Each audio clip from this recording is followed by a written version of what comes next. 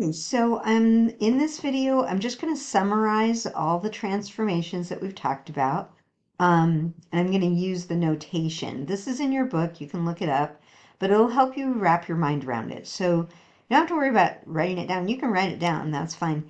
But it's written for you. Just try to think about what's happening. Okay. And I'll try to write as neatly as possible. So first we're going to talk about a vertical stretch. That's when we have y equals a times some function, and a is greater than 1. What's happening is you have your regular function, your regular outputs, but then they're all getting multiplied. Your outputs are getting multiplied by some value bigger than 1. So they're going up higher or down lower, and this stretches it out. That's why the zeros stay in place, because that's not going to affect the x-intercepts. Okay. Because 0 times, whatever a is, will still be 0. Okay, that's a vertical stretch. Vertical shrink.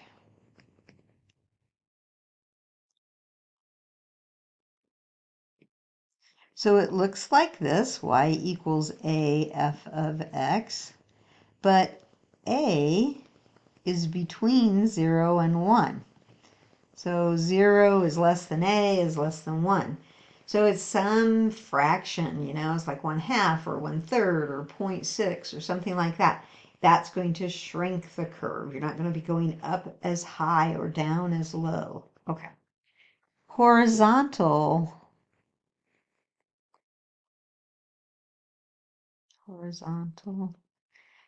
shrink. I'm going to do the shrink first. That looks like y equals, and here's the difference. You have the function, but inside you have ax. Okay, so you're multiplying x by some value, and then you're applying the function. It's a shrink if a is greater than 1. That's a 1. A is greater than 1. Okay. Now we're going to have a horizontal stretch. Now you know what's coming. It's going to be y equals f of ax, but 0 is less than a, which is less than 1. It's that fraction thing. And we talked about that in the one video, so hopefully that's starting to make some sense. Okay, now what do we want to do? We want to do reflections. So reflection with respect to the x-axis. That's when we have y equals the opposite of f of x. You took all your outputs and you made them negative, or the opposite sign. All right. Reflection with respect to the y-axis. That's when you have y equals f of the opposite of x. So now you took the opposite sign of all your x values. So the x values that were on the right are now all switching to the left, and the x values that were on the left are all switching to the right. That's why it's reflecting about the y-axis. So you can think about it a little bit. I'm talking about it, but you might be able to find other videos too that will help. The book has some. Okay, now we're going to do translations. So a vertical shift up. That's when we have y equals f of x plus c. So we just have a function, but then all those outputs, we're just adding c to it, some number. A vertical shift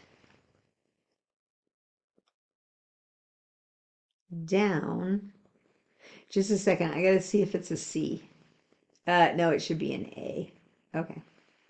I don't know what H and K were. I think I have A on everything, but I put a C there, so let me erase the C. Let's make that an A. Sometimes they use C, but anyway, we'll stick with what they want.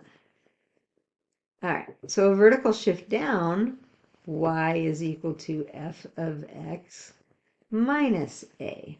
Okay, so a is a positive number, so you add a positive number, you subtract a positive number. Okay, horizontal shift, we'll go to the right first. Shift right, that is y equals f of x minus a. So you're subtracting a from x, and then you're applying the function. And then finally, the horizontal shift.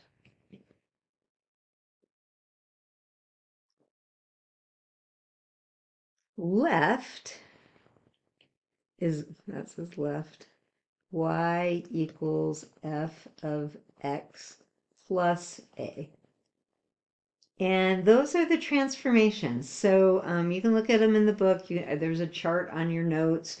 Hopefully that's all good. Hope this helps, and good luck studying. We'll see you Tuesday.